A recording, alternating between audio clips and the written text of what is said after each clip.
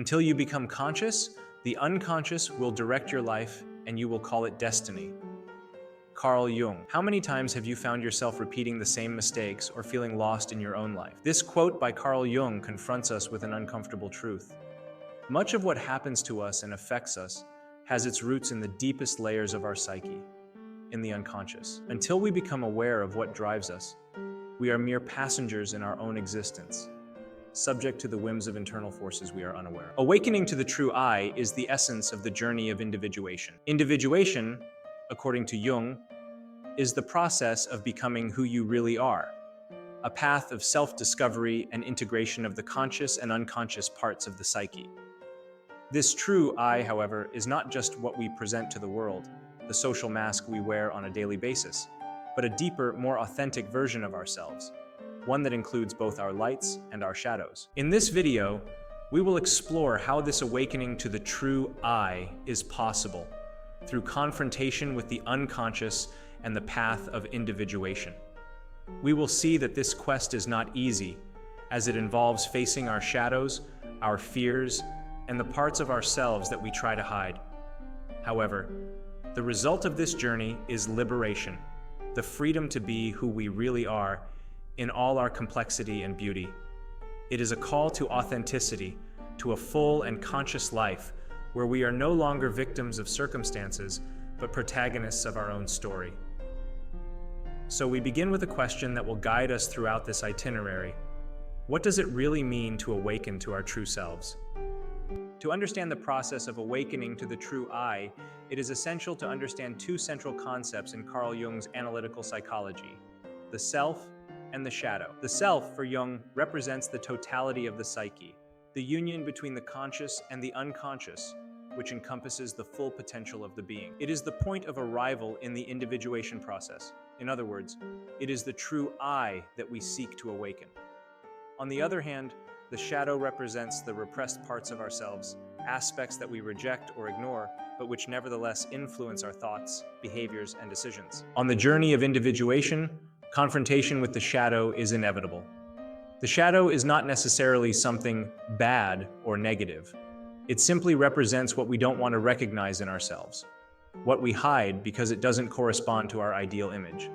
These are, for example, personality traits that we deem inadequate, such as selfishness, fear, or insecurity.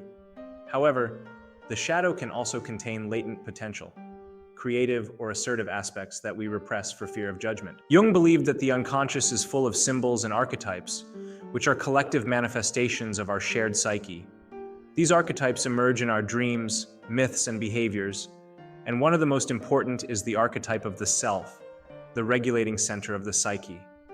The self acts as an inner guide, leading the individual towards wholeness and the realization of the true I. However, this journey is often marked by resistance and challenges, as confronting the shadow requires the courage to face what is deepest within us. Awakening to the true I is therefore a process of awareness and integration, becoming aware of what is hidden in the unconscious, of the forces that act behind our patterns of behavior, and integrating these parts, allowing the self, the essence of our being, to fully manifest. Individuation is not about achieving an ideal of perfection, but about accepting our totality, our lights and shadows, our virtues and imperfections.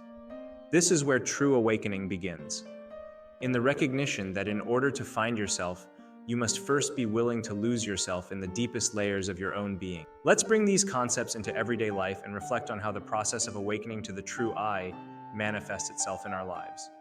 Imagine a person who, over the years, has built up an image of themselves based on external expectations, professional success, financial stability, and a behavior that is always aimed at pleasing others.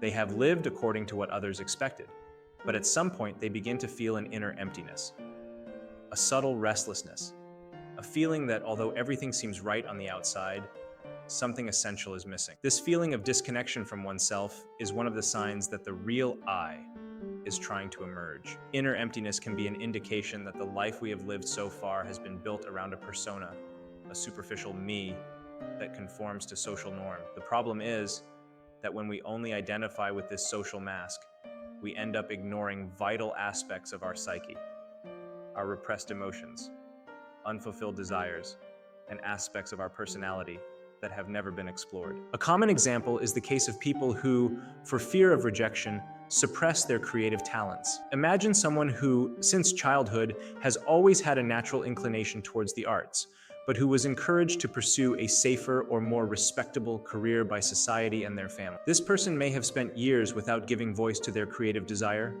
ignoring the inner call of the self.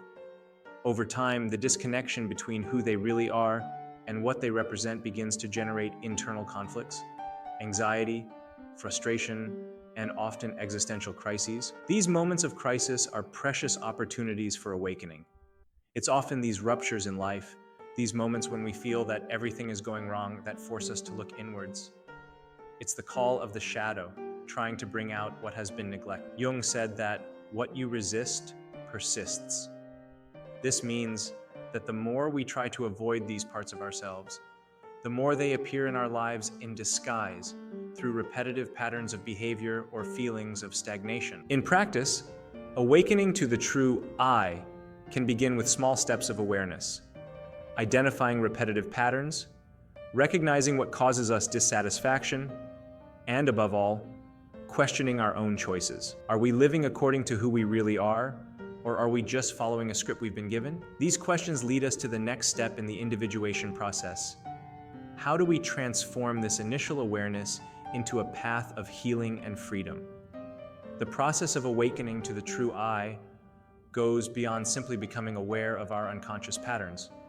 It involves the active work of integration, of welcoming the parts of ourselves that have been repressed, neglected, or projected onto others. Here, the concept of shadow integration comes into play. Jung emphasized that true transformation happens when we confront what we reject in ourselves and bring these parts into the light of consciousness. Integrating the shadow doesn't mean giving in to our destructive impulses or acting without a filter, but recognizing that these impulses exist and that they have something to teach us. For example, feelings of anger or envy, which we often repress because they are socially unacceptable, can reveal areas of our life where we are dissatisfied or neglected. Instead of fighting these feelings, we should explore them. Why am I angry? What is this emotion telling me about my needs and desires? This is the key to transformation. The path to the self is not a straight line. It is marked by challenges and setbacks, what Jung called the dark night of the soul. These are moments of deep introspection and pain, when we come face to face with our vulnerabilities and weaknesses. These periods of crisis are actually moments of great potential for growth, as they force us to abandon our illusions and confront the reality of who we are. However, it is in this discomfort that the opportunity for transformation lies. Like the alchemist who turns lead into gold, individuation is the process of transforming our wounds and weaknesses into self-knowledge and strength. Jung also spoke about the role of the collective unconscious in this process. Each of us carries within us universal symbols and archetypes, primordial patterns that shape our experiences and behavior. The process of individuation, and therefore awakening to the true I, is a journey that transcends the personal level. We are in constant dialogue with these archetypes, and the most important of them, the self, acts as a kind of internal compass, guiding us towards wholeness.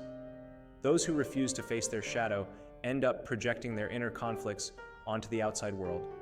This manifests itself in problematic relationships, guilt, constant criticism of others, and even a sense of alienation from society. Integrating the unconscious allows us to reclaim this projection and thus take responsibility for who we are. This is the true meaning of freedom, no longer being controlled by the hidden forces of the psyche, but consciously taking charge of one's own life. Therefore, awakening to the true I is as much a process of discovery as it is of creation.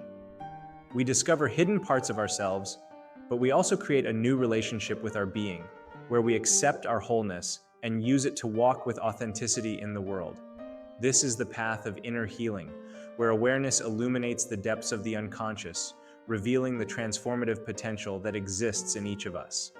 Awakening to the true I is essentially a journey of deep self-understanding and acceptance.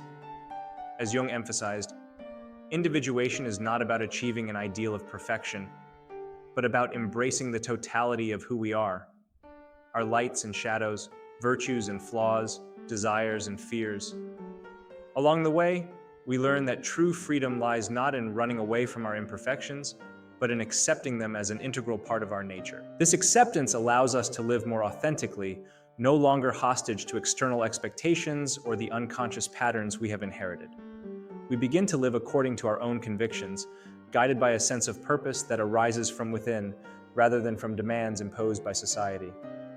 As a result, we experience a fuller life, where the choices we make reflect who we really are and not what others expect of us. Jung said that what you need is found where you would least like to look. This thought sums up the journey of individuation well.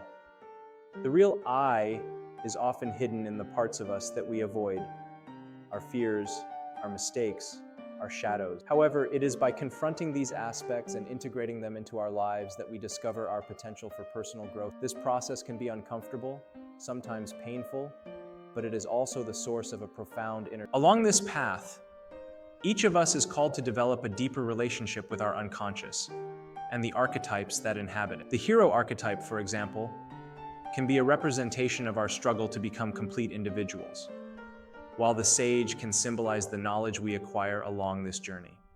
These archetypes serve as inner guides, helping us to find meaning in our experiences and connecting us to something greater than ourselves.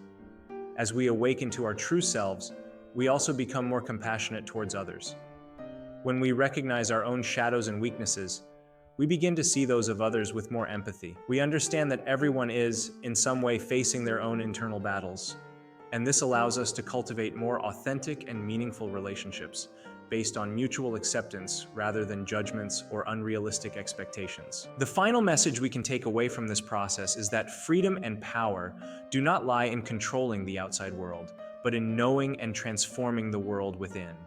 When we free ourselves from the unconscious control of our shadows and allow our true I to emerge, we begin to live with purpose, courage, and fulfillment. Thus, the journey of individuation is ultimately a path of healing, authenticity, and fulfillment, a journey towards the self, where who we really are can finally blossom. Awakening to the true I is an act of courage, and the first step is simply to be willing to look inside and accept what we find. May each of us embark on this journey with the certainty that, in the end, we will find not a perfect ideal, but a more authentic and complete version of ourselves. How has this journey in search of the true I resonated with you? Have you experienced moments when you felt the need to reconnect with your essence? Or perhaps you're just beginning to explore this journey of self-discovery. Share your opinion in the comments and tell us about your personal experiences. Your experiences may inspire others who are on the same path. Let's create a space for exchange and growth, where we can learn together and support each other in this quest for authenticity.